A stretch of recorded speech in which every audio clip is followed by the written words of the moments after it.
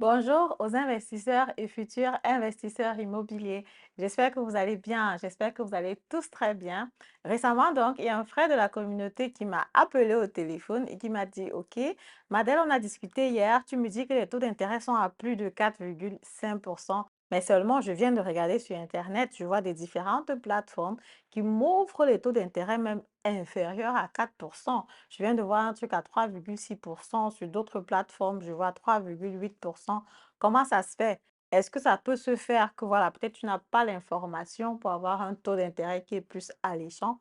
Pourquoi est-ce que de ton côté, le taux d'intérêt est plus élevé et que sur Internet, je trouve des possibilités pour avoir un taux d'intérêt plus moins cher? Parce que 1% de différence, c'est quand même énorme. Et la personne me dit, bon, moi, je te dis ça juste pour t'aider, hein, juste pour que toi, tu aies plus d'informations pour être concurrentiel sur le marché.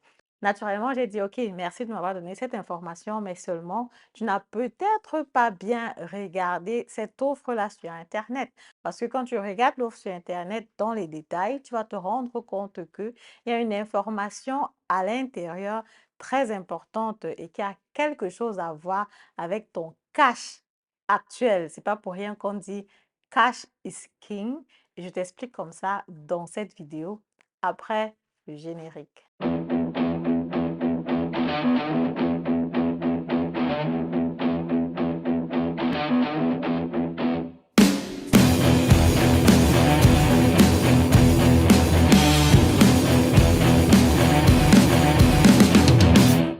Alors, salut à toi, bonjour. Mon nom c'est Madeleine Nictedem, je suis investisseur, entrepreneur dans le domaine de l'immobilier.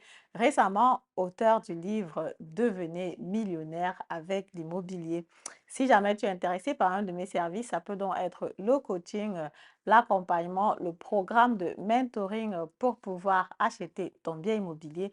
Tu peux me contacter, les informations sont en barre de description. Ce que les personnes font généralement, c'est qu'ils prennent d'abord la première séance de consultation qui est gratuite. Elle me permet tout simplement déjà de te connaître, d'appréhender ta situation. Et à partir de là, on peut voir quelle est la stratégie suivant laquelle on va travailler.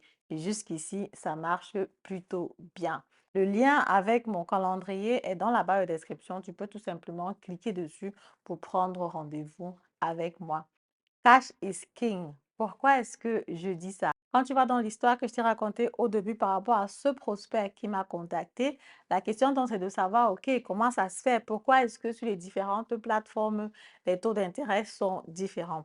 Pour tourner la vidéo d'aujourd'hui, par exemple, je suis allée sur le site d'une banque où j'ai vu effectivement qu'ils faisaient le financement sur le bien immobilier à 3,6%.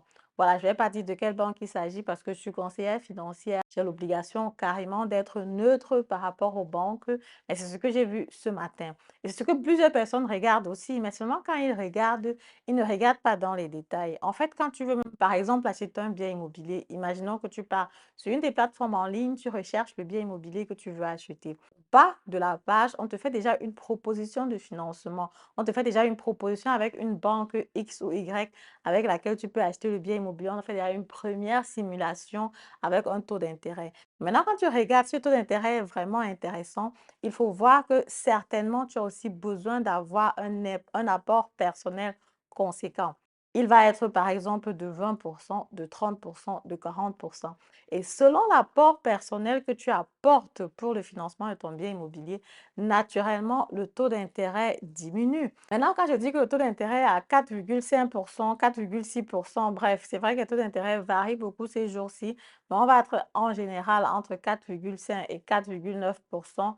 Ça va donc dépendre aussi de la crédibilité de chaque personne. C'est généralement sur un taux d'intérêt sur 100% parce que, bon, en général, plusieurs personnes n'ont pas forcément l'apport personnel pour le financement du bien immobilier.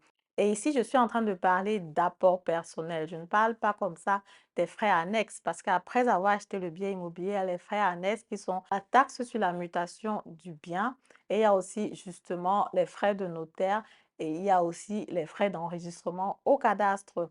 Selon l'emplacement du bien immobilier, ça peut aller même jusqu'à, bon, en général, les banques prennent pauschal 10%, mais ça peut être 8%, ça peut être 7%. Bref, ça va dépendre donc de l'emplacement du bien immobilier. Tu te rends donc compte que plus donc de cet argent-ci-là, la banque considère que, OK, tu vas encore apporter un apport personnel qui est par exemple de 20%, de 30%, de 40% du bien immobilier. Et c'est en ce moment-là que tu pourras donc te faire financer à un taux d'intérêt qui est vraiment très bas. On va prendre un exemple concret. On dit par exemple que tu vas acheter un bien immobilier de 200 000 euros, par exemple, qui est situé, on va dire, dans le SN. Dans le SN, les frais annexes vont être de 8%. Ça veut dire qu'il te faut 16 000 euros de frais annexes. Donc ça, c'est l'argent qu'il faut de toutes les façons pour toutes les personnes qui veulent être propriétaires. Dans l'apport personnel que la banque voit en ce moment-là, qui sont dans les 20%, les 30%, les 40% sur les 200 000, donc 20% en ce moment-là, ça sera donc 40 000 euros qu'il faut que tu apportes comme apport personnel. Ce qui fait que la banque ne va plus t'emprunter que 160 000 euros. Et vu que la banque t'emprunte maintenant 160 000 euros sur un bien de 200 000 euros, forcément, le taux d'intérêt va être réduit. Et quand elle te demande de venir avec 30%, ça veut dire que tu dois venir comme ça avec 60 000 euros. Et là, tu finances seulement 140 000 euros. Et naturellement, le taux d'intérêt diminue aussi. D'après le montant que tu apportes, tu te rends compte effectivement ici que cash is king. Le taux d'intérêt est élevé pour les personnes qui n'ont pas d'apport personnel, c'est clair.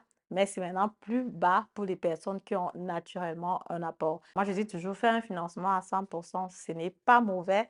Ce que les personnes font généralement, c'est que, bon, si tu as un apport de 40 000 euros, par exemple, que tu l'utilises comme frais annexes pour acheter deux, trois biens immobiliers, et là, tu profites vraiment du levier dans l'investissement immobilier. Et aussi, naturellement, ce que les personnes font aussi, justement, aussi dans ce sens-là, c'est de profiter d'abord au début, prendre plusieurs biens immobiliers, utiliser le cash initial pour acheter plusieurs biens immobiliers, se construire un parc important.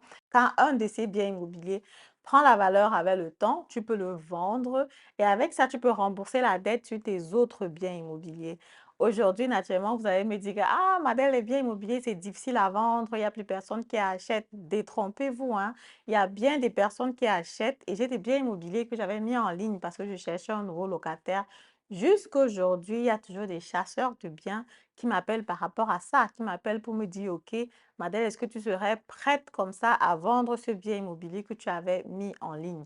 C'est clair qu'une fois, j'ai été curieuse, j'avais même fait la vidéo là-dessus, que je peux encore te mettre en bas de description. J'ai été curieuse, je voulais savoir exactement qu'est-ce qu'ils veulent me proposer comme prix. Est-ce qu'ils peuvent me proposer un prix intéressant? Sur quoi est-ce qu'ils se basent aussi pour fixer le prix de vente? Sur la vidéo même que j'ai fait, j'ai retrouvé que le prix n'était pas aussi mauvais que ça. C'est vrai que le marché a changé, mais actuellement, je suis vraiment occupée pour pouvoir encore refaire cet exercice-là avec eux. Mais dès que j'aurai le temps, je vais le faire pour voir effectivement à combien est-ce qu'ils valorisent mon bien et à combien est-ce qu'ils pensent qu'ils peuvent vendre mon bien et si je fais effectivement une marge, un gain là-dessus. Parce que la dernière fois, quand j'avais fait le calcul, je faisais effectivement un gain là-dessus que je pouvais utiliser comme ça pour rembourser les autres dettes sur mes autres biens immobiliers.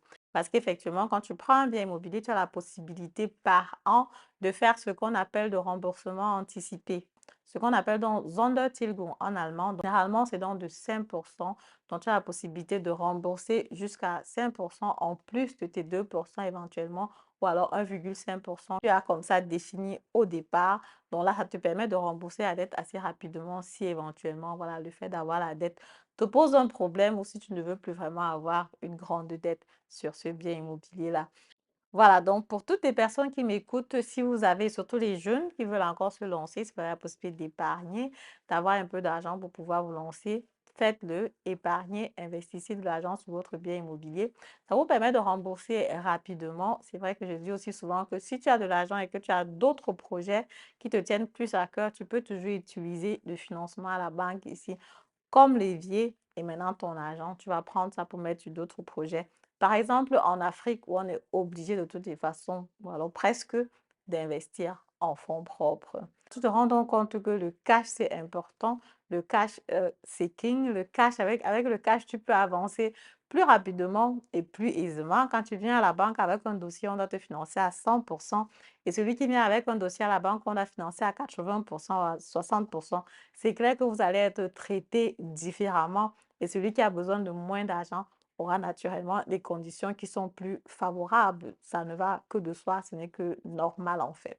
Et actuellement, donc, avec les turbulences qu'il y a sur le marché, les banques même sont alors presque, voilà, il y a les financements à 110%, les financements à 108%, 106% qu'on faisait jusqu'ici sont devenus extrêmement compliqués parce qu'effectivement, les banques se disent qu'OK, il nous faut quelqu'un qui peut ne serait-ce que payer les frais annexes pour pouvoir avancer avec la personne. C'est clair que dans les cas, on peut toujours trouver un moyen de jongler avec la banque, mais dans la normalité, la banque veut au moins que tu puisses payer ces frais annexes-là de ta poche pour pouvoir acheter un bien immobilier. C'est possible de contourner un peu selon les dossiers, c'est au cas par cas. Si jamais tu es intéressé par un financement de ce genre, tu peux aussi me contacter. Les informations sont en bas de description. Comme je disais au début, tu prends juste un rendez-vous, on en parle. Et puis, si la vidéo t'a plu, comme d'habitude, je te prie donc de me mettre un pouce en haut, de commenter la vidéo, de liker la vidéo, de partager massivement la vidéo. Et on se dit à très bientôt pour la prochaine vidéo. Au revoir.